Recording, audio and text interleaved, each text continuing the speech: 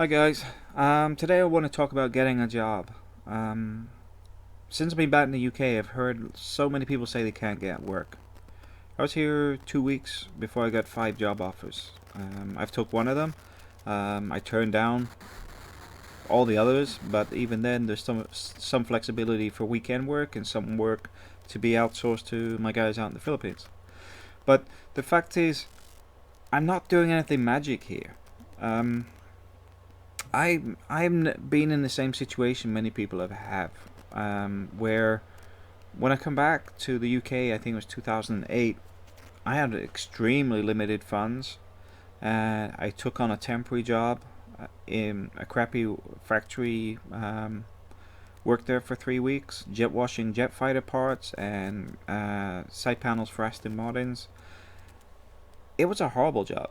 It was soaking wet. It was like 16 hours a day where I was basically getting this cleaning fluid in my eyes, in my feet. I was soaking wet all the time. But after the 3 weeks, the contract expired. There was no work. But that was enough to buy a cheap little car, which then moved me away from where I am. Now, why that's important is one of the big problems I've heard from people is the saying, there's no jobs. Um, if there's no jobs in the area, you need to move areas. It sounds a bit harsh, but that's what I've been doing for over a decade. When we're in recession, I'll take work anywhere in the country. When I come back, was it 2 years ago now? Well, I was like instantly sent off to Amman, then on to Qatar, did a little bit in Dubai. But the fact is, I didn't sit there grumbling, going, "Oh, the job's not on my doorstep." The fact is, you need to be more flexible. The more flexible you are, the more jobs you have, more options. The other thing is, I hear like they'll cut off my benefits if the job doesn't last. Now, I can understand this if you have family commitments and it's very high risk to stop work. But if you're a single guy or a single woman still living with your parents, something like that, I would say go for it.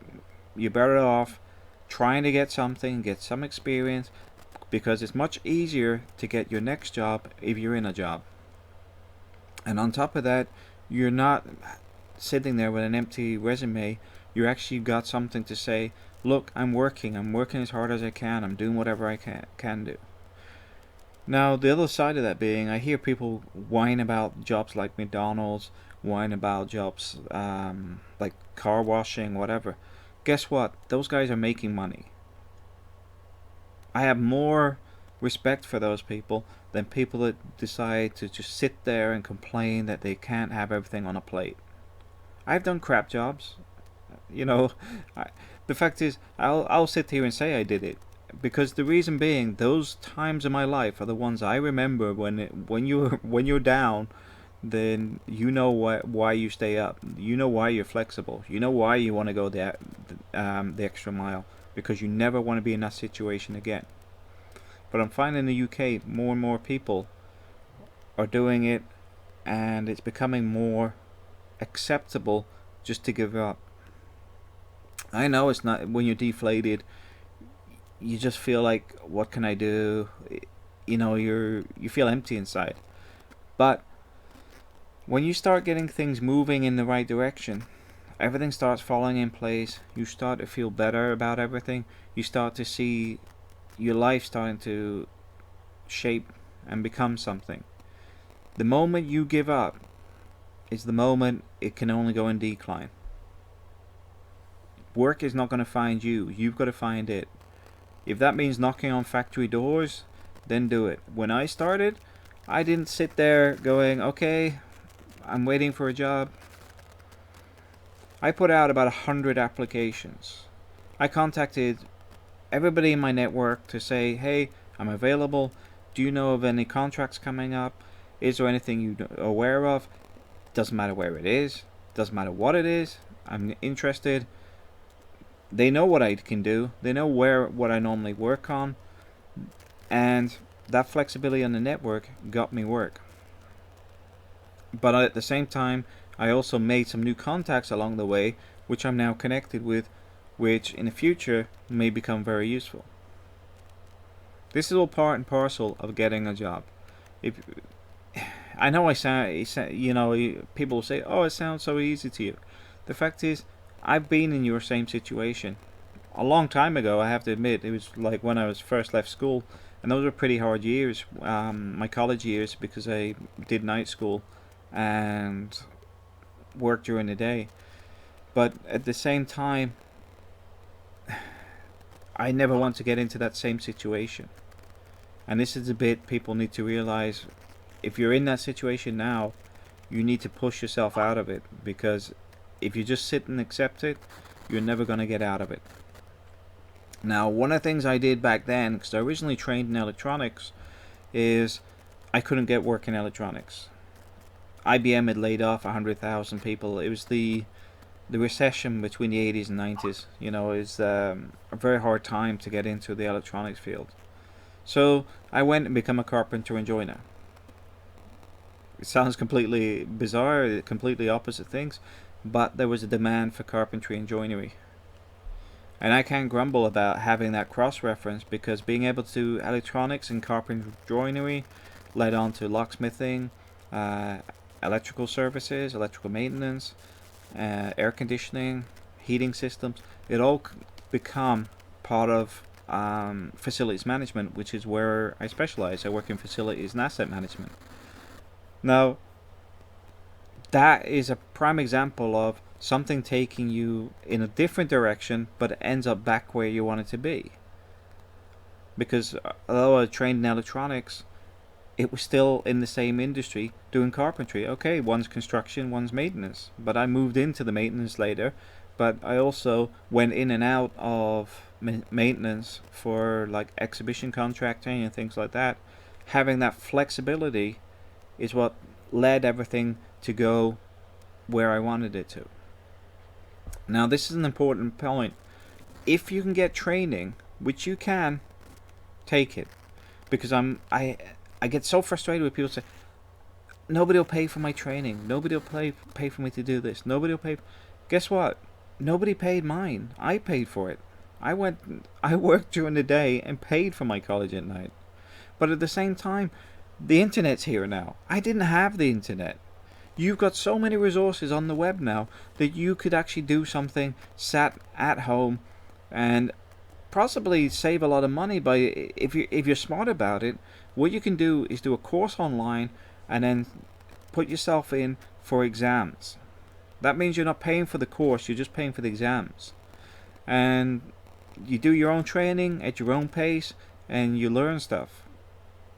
Now, I'm not saying this is the best career, that's up to you. But the fact is, you have the resources right in front of you. Now, the next thing from that is getting the right resources. I have heard so many people say, I've got a degree.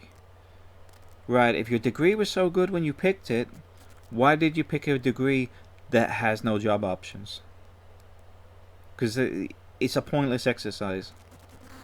You're not going to get something in African American studies in the UK, for example, or so. A lot of these are a waste of time. The waste of time, waste of money, and to be honest, you should be picking something that gets you on a career path. What I call hobby degrees are exactly that. These are things you do in your time. But your career path starts with the stuff that is about what will progress you in life to where you want to be to get the things you want. You don't start with getting the stuff you want and hope it's going to get you to where you need to be. I mean, I didn't come out of school thinking, hey, I want to work in facilities management. What I did is I could see a progression path. As I started at the bottom and worked my way up, I could see, firstly I enjoy it, but the other side of it being is it gives me the opportunity to do stuff I like to do. I love traveling. I love good food. I like restaurants. I like visiting sightseeing areas. You know, a job that facilities management is global. So for me, it means I can work in the UK. I can travel in the UK. I go to a site, work 9 till 5. I can go sightseeing lunchtime, or maybe I can go at the end of the day, you know, if it's still open. I can take photos of things while I'm traveling around. I've traveled already abroad. I've already been to Qatar, Dubai, Oman, all for work. There's also Canada available. There's a lot of options there, and it all comes from the foundation that your career starts with a building block. Now, it doesn't need to be a direct building block. And what I mean for that is, when I started off, I did some construction laboring jobs while I was doing my college course as a carpenter. I also did furniture making as part of carpentry, but did some really mundane jobs because you start at the bottom. The path is all about how you set it. Companies will not set the path for you. You need to say, right, if you're flipping burgers in McDonald's, for example, doesn't mean you want to be in catering. But the goal of it here is that you can pay for your own college course. You can find something that you want to do that'll get you out of making burgers and into something better. For example, if you're wanting to be a project manager, you sit there and look, what does it take to get that A, qualification, but B, experience. Now, because I also hear people say there's no jobs available, but some of these courses need experience. I've never heard anybody say, I will offer my time for free. Because that is a unique selling point that a lot of people will not do. But if you need that bit of experience, then getting some work experience with a construction company, with a management company, or consultancy, something that deals with the specific type of project management you're looking for, then that opens a door for you. The same goes for pretty much anything. Even if you want to be a taxi driver and can't afford a taxi, it all starts with flicking burgers. Once you start doing that and you say, okay, well, I need to do whatever you need to do. You use the money from the one job to get you to your next job, to get you on your career path. And I've done it. I've worked day shift and night shifts before. I've done 2 jobs in a day. And then I've worked the weekends as well.